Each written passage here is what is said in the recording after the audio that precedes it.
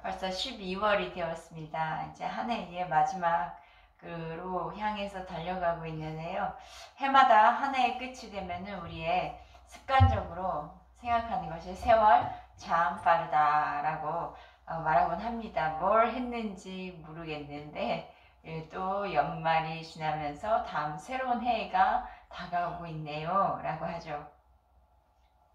해마다 연말이 되면 한 해 동안에 있었던 이슈들을 돌아보면서 이제 2022년에는 기대를 합니다. 우리들의 마음에 좋은 기억들이 많이 남았으면 좋겠다라고 기대합니다. 한 해 마무리할 때 또 다음 한 해를 마무리할 때에 참 행복한 한 해였다고 고백할 수 있었으면 좋겠습니다. 네, 여러분들은 그럼 2021년을 보내면서 참 좋은 한 해였다 그렇게 고백이 되십니까? 예. 네, 아멘입니다.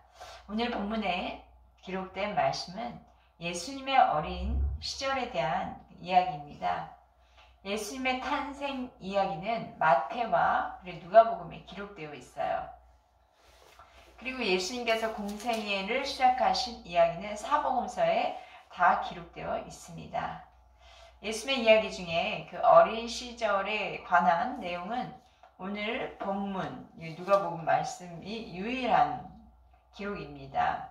우리가 성경 통해서 유아 시절부터 공생이 시작하기 전까지 어린 시절, 예수님의 어린 시절에 대한 이야기가 바로 오늘 본문에만 나와 있습니다. 누가는 예수님의 어린 시절 이야기를 기록하면서 결론적으로 하는 말씀은 하나님과 사람에게 더욱 사랑스러워 가시더라고 기록해 있습니다.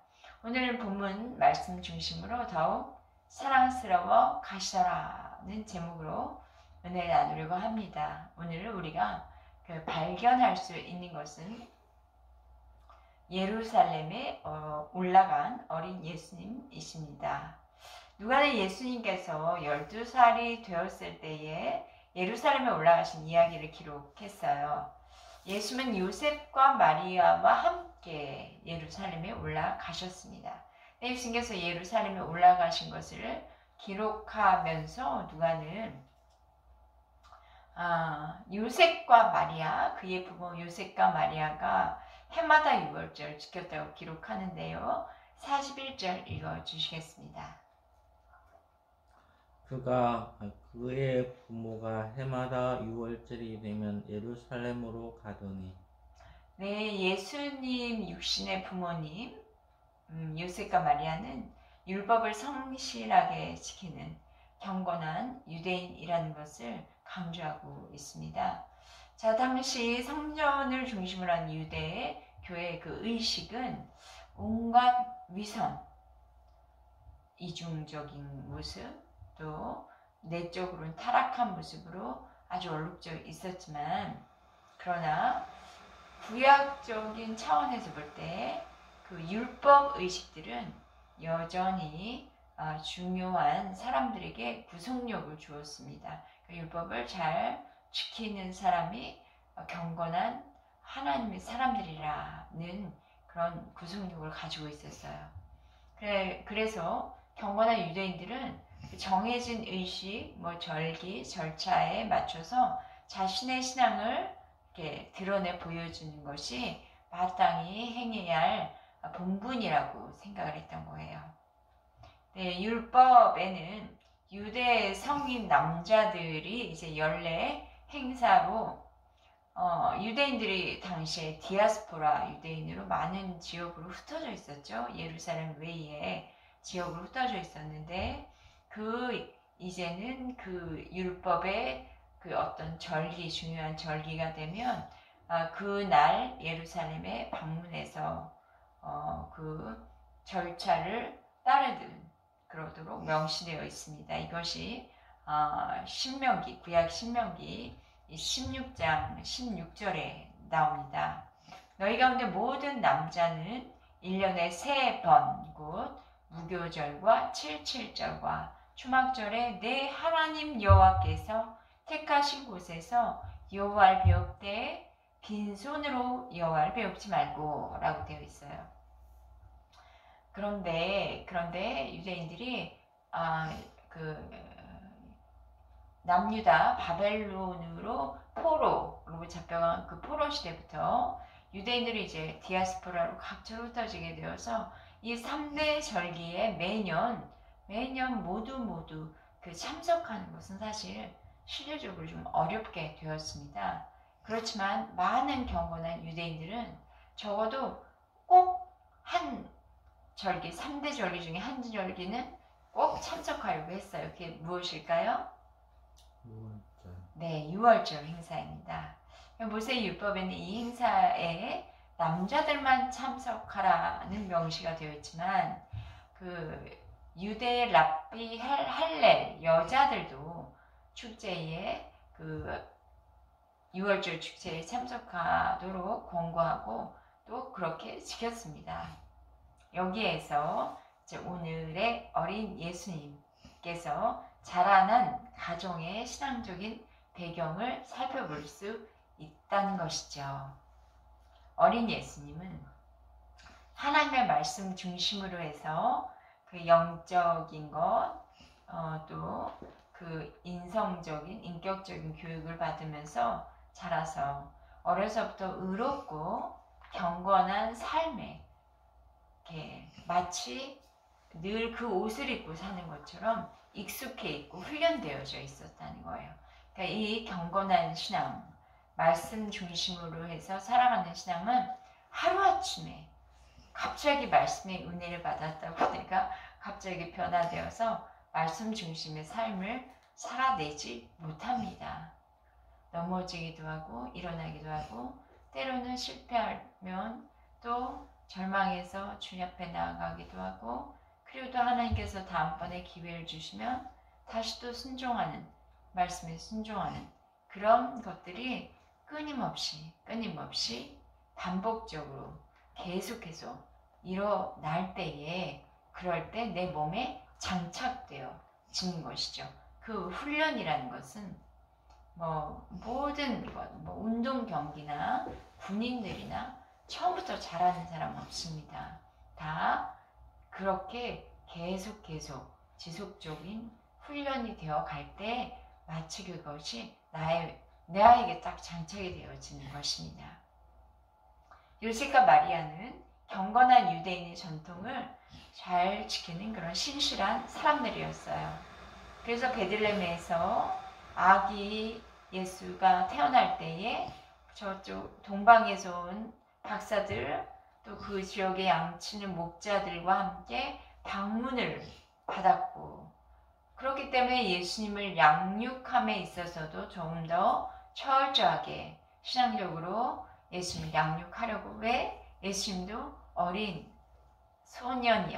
아이였기 때문에 소년이 되어가는 가정이 있고요. 또 어른이 되어가는 그런 성장기가 있겠죠. 누군가의 양육자가 돌봄이 필요한데 하나님께서는 이 경건한 신앙인 그 요셉과 마리아를 통해서 양육받게 하셨고 또 그들이 그 양육을 하려고 노력을 한 것입니다. 누가는 요셉과 마리아가 해마다 6월절 지키기 위해서 예루살렘에 올라갔다고 기록하므로 요셉과 마리아가 어린 예수님을 믿음으로 이렇게 키우면서 자신들이 먼저 율법을 지켰겠죠. 유대인의 신앙적인 전통을 또 지키려고 노력했겠죠. 이것이 바로 교육에 있어서도 가장 좋은 방법 아닙니까? 자녀들에게 또는 우리 손주들에게 신앙교육을 시키려면 말로만 하는 게 신앙교육은 사실 아니라는 것을 우리들이 익히 잘 알고 있습니다.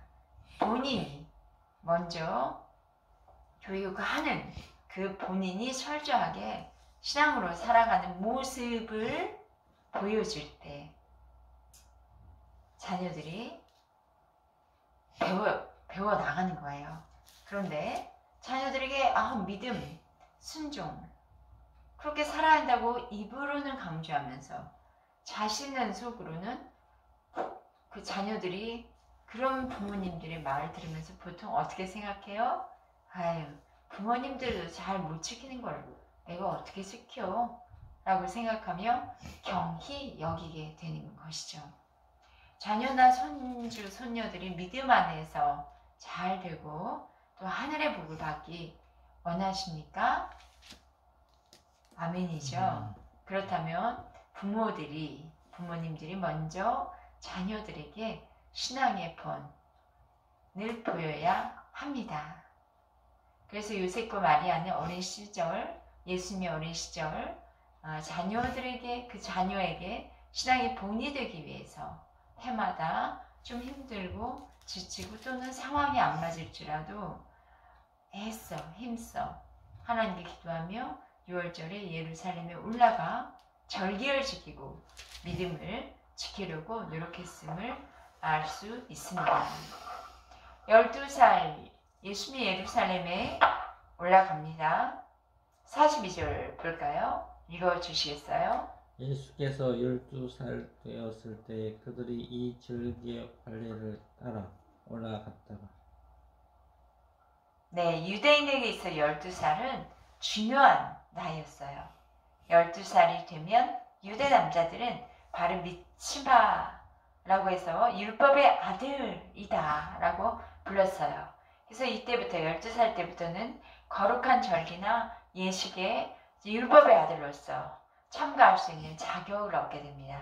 예수님도 12살이 되었을 때에 유대인들의 관례에 따라서 예루살렘에 올라가 공식적인 6월절 예배에 참여하게 된 것입니다. 요셉과 마리아는 자신들의 6월절 지키기 위해서 나사렛에서 예루살렘까지 해마다 올라갔고 예수님이 12살 되었을 때에 유대인들의 관례와 전통을 따라서 예수님을 데리고 예루살렘으로 올라가서 이제 6월절 예배에 참여하게 된 것입니다. 사람의 몸을 입고 오신 하나님이신 예수님께서 공식적으로 첫 6월절 예배에 참석하기 위해서 나사렛에서 예루살렘으로 올라가신 것이죠. 요셉과 마리아는 예수님을 잉태할 때부터 천사에게 받았던 계시도 있었죠. 또 예수님 탄생했을 때에 있었던 일들도 기억하겠죠. 그러면서 그런 모든 것들을 통해서 어릴 때부터, 아기 때부터 예수님을 신앙으로 양육하고 노력했다는 것, 그런 것을 우리가 배울 수 있습니다. 43절 읽어주십시오. 그날들을 마치고 돌아갈 때 아이 예수는 예루살렘에 머무셨더라. 그 부모는 이를 알지 못하고 네, 예수님은 그의 부모들보다 예루살렘에 더 오랫동안 머물러 있었어요. 당시 12살의 나이는 결코 어린 나이가 아닙니다. 그런데 예루살렘에서 예수의 부모는 그러니까 예수님이 움직임에 동선에 일일이 이렇게 하나하나 살피고 보호하지는 않았을 것입니다. 부모들은 그 사실을 모르는 채로 그러니까 예수님이 어디 가셨는지도 예루살렘에 성전에 가셨는지 잘 모른 채 집으로 이제 왜냐하면 절기가 마쳤으니까. 아마 어중간한 나이였던 예수님은 여인들과 어린아이들의 그 행렬에 끼었거나 아니면 제법 나이가 있으신 분들이 또 소년들이 이렇게 나이가 조금 들었던 그런 소년들의 행렬에 끼어서 여행했을 수도 있겠어요. 이 행렬이 이처럼 두 그룹으로 나누어져 있다고 만약에 가정을 한다면 요셉은 예수가 마리아와 함께 여행하고 있었을 것으로 생각할 수도 있겠죠. 또 마리아는 예수가 요셉과 함께 여행하고 있으리라고 생각할 수도 있겠네요. 또 한 가지 우리가 이 사건을 통해서 알아야 할 것이 있는데 예수의 평소 행동이 매우 믿음직스러운 신뢰할 만했기 때문에 부모들이 그를 전적으로 신임하고 있었다는 사실이죠. 그러면 예수님의 눈에 보이지 않아도 그다지 걱정하지 않았을 것이고 또 하루가 끝나갈 무렵에 이 사실을 알게 된 거예요. 그래서 어린 예수님은 예루살렘 성전에 머물러 있었습니다. 6월절 축제가 끝났지만 여전히 성전을 떠나지 않고 당연히 모두 다 성전을 떠났는데 예수님은 성전에 떠나지 않고 거기에 계셨던 것이죠. 예수님은 성전의 중요성, 또 성전에 머무는 것이 얼마나 축복이고 행복인가를 보여주신 것입니다. 우리가 또 오늘 본문에서 이제 살펴봐야 될 성전에 계신 예수님의 모습을 보시겠습니다. 12살이 되셔서 예수님께서 공식적으로 6월절 예배에 참여하셨는데 6월절 축제가 끝나고 사람들은 다 당연히 각자 마을로 돌아갔지만 예수님은 나사렛으로 가지 않으시고 예루살렘에 머물면서 사흘 후에는 성전에서 예수님을 만날 수가 있게 돼요. 예수님의 부모님들이요. 44부터 46절까지 읽어주시겠습니다. 동행 중에 있는 줄로 생각하고 하룻길을 간 후 친족과 아는 자 중에서 찾되 만나지 못하며 찾으면서 예루살렘에 돌아갔더니 사흘 후에 성전에서 만난즉 그가 선생들 중에 앉으사 그들에게 듣기도 하시며 묻기도 하시니.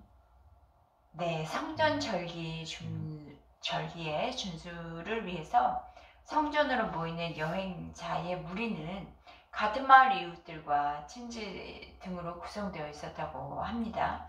따라서 매일 저녁 때에 무리들은 지정된 장소에 모여서 함께 숙식을 해결하고 이제 여행의 일정 등을 논의를 하기도 했어요. 예수님의 부모는 예수님이 일행 중에 있을 줄로 신경 쓰지를 그냥 않고 저녁 식사 혹은 잠자리에 들려고 할 때 예수가 없네? 그것을 알고 그를 찾아 나선 것이죠. 요셉과 마리아는 예수님이 없어졌다는 사실을 알면서부터는 혼란과 걱정에 빠졌겠죠. 그들이 예루살렘을 떠날 때에 예수님이 뒤에 남아 있는 것을 알지 못했던 거예요. 당시 상황으로 볼 때 갈릴리에 온 무리의 대열이 얼마나 컸겠습니까? 그들이 도시를 떠날 때는 또 혼자 뺐겠죠. 그리고 친구, 친지 함께 여행하는 그 기쁨 때문에 밤이 되기까지 예수님이 없다는 것을 알지 못한 것입니다. 요셉과 마리아, 이 예수님이 보이지 않자 큰 충격에 빠져서 이 예수님을 소년 예수님을 찾아서 오던 길을 되돌아가면서 예루살렘으로 찾아온 것입니다. 그러다가 사흘 후에 예루살렘에서 만나게 돼요. 아이의 부모님들은 속이 다 들어가는 심정이었을 거예요. 그런데 다행히 예루살렘 어디에서? 성전에 계신 어린 예수님을 만나게 되었습니다. 우리가 신앙생활하면서 요셉과 마리아처럼 잊지 말아야 할 것을 때론 잊어버리고 살아갈 수가 있습니다. 우리가 잊고 살아가는 것이 무엇이 있을까요? 한번 돌아보세요. 내가 신앙인인데 잊고 살아가는 것이 있는가? 그렇다면 찾아야겠죠. 요한계시록에서는 어떤 말씀이 있냐면 첫사랑을 회복하라 이런 말씀이 있어요. 우리가 신앙생활에 하면서 잊어버리는 건 너무 쉽게 잊어버리는 게 그 첫사랑 주님 만났을 때의 감격과 뜨거움입니다.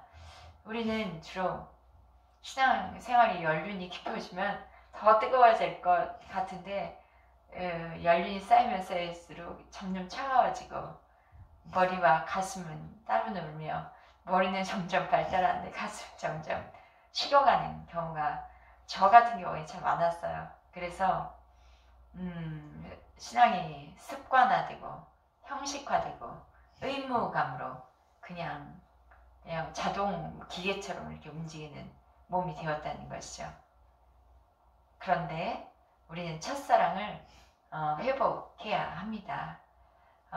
지금 현재 이곳에 예수님이 함께 동행하고 계신지 아니면 너무 나의 할 일에 바빠져 예수님은 잊어버리고 내 마음대로 그냥 신앙인이라는 겉모습만 가지고 그냥 정말 어떤 외양만 가지고 내 마음대로 살고 있는 것은 아닌지 살펴보며 예수님이 내 안에, 지금 내 안에 계시는지 살펴봐야 합니다. 그리고 예수님을 찾아야 하죠. 내 안에 예수님이 안 계시고 성령님 안 계시면 일단 모든 것을 다 내려놓으십시오. 그리고 예수님 내 안에 계심을 확인하시고 성령의 충만을 받아야 합니다.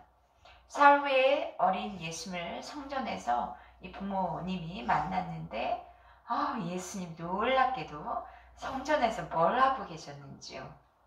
어린 예수님께서 그 선생님들과 함께 율법 랍비들과 함께 대답하며 질문하며 대답하는 것을 들으시고 지혜와 예수님이 하신 그 지혜와 대답을 놀랍게 여겼습니다. 46절부터 24절 읽어주십시오.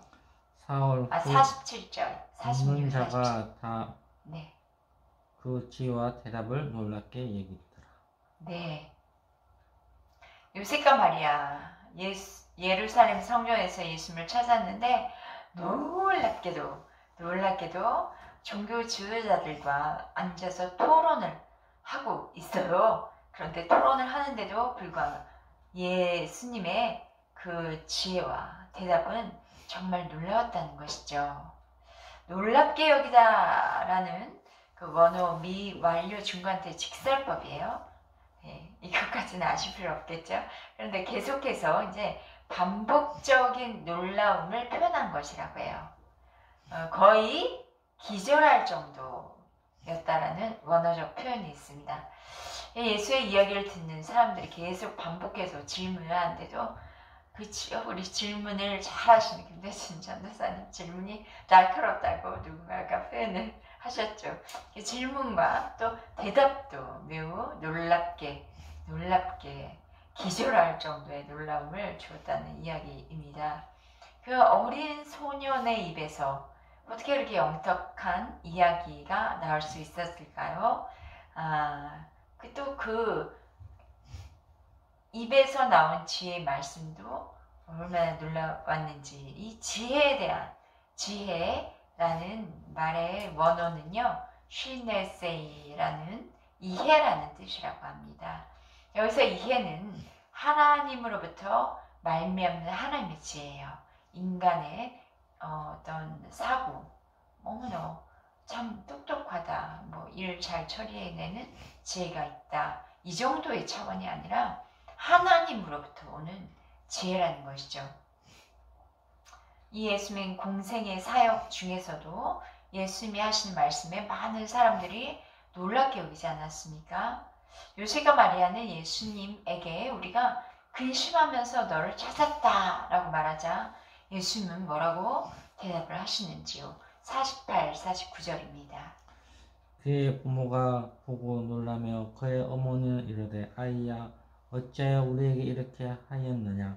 보라 내 아버지와 내가 근심하여 너를 찾았노라.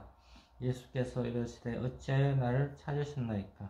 내가 내 아버지 집에 있어야 될 줄을 알지 못하셨나이까? 예수님께서 인간의 몸을 입고 오셔서 공식적으로 첫 유월절 지키며 하나님의 성전에서 이제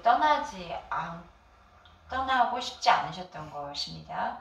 또 그곳에서 예수님은 내 아버지 집에 있어야 될 줄 알지 못하였습니까? 이게 표현한 거 보면 내 아버지의 집, 곧 자신은 하나님 아버지의 독생자요.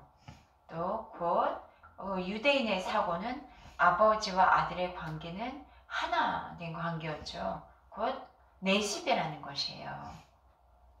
예수님은 또한 모든 성도들이 있어야 할 곳은 아버지의 집이라고 말씀하십니다. 이것은 다윗이 시편에서 고백한 노래에도 있는데요. 시편 23편 요한 나의 목자시니 이런 이제 말씀 있죠. 그 중에 6절 말씀은 내 평생의 선하심과 인자하심이 반드시 나를 따르리니 내가 여호와의 집에 영원히 살리로다 노래했습니다.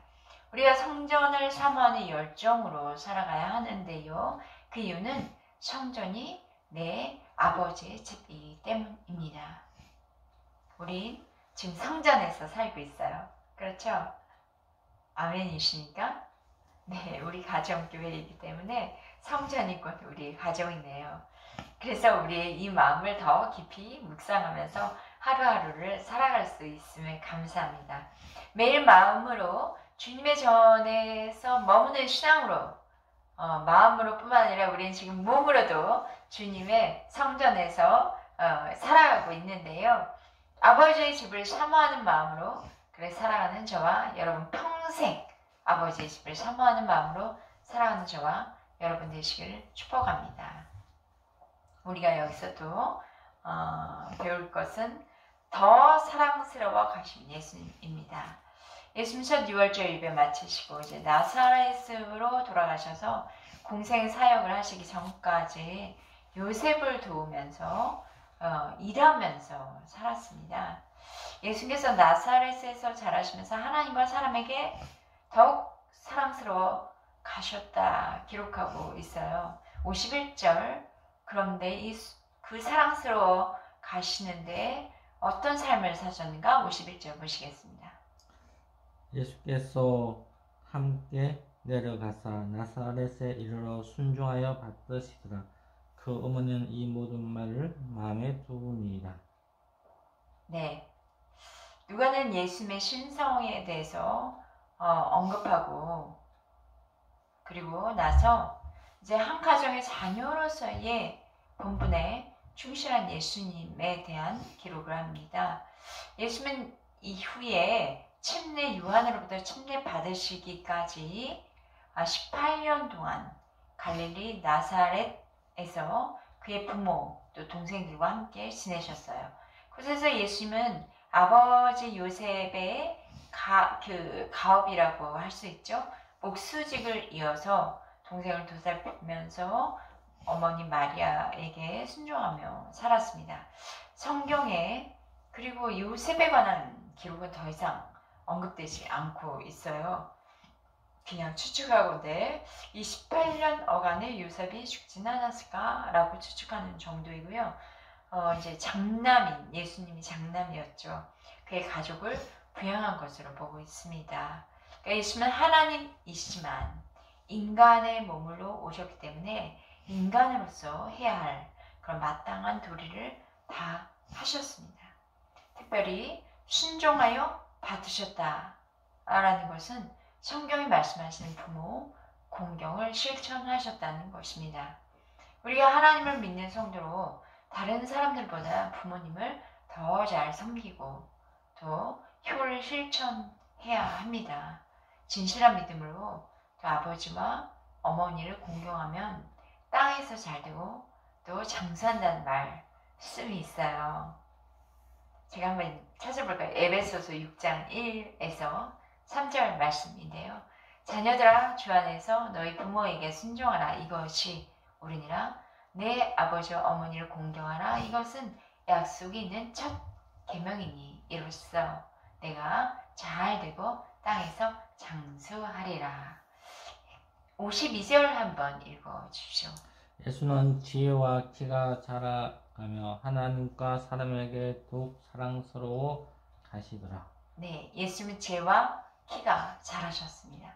이것은 자라면서 점점 더 지혜로워지셨다는 의미로요. 하나님이신 예수님에겐 하늘의 지혜가 임했다는 것이죠.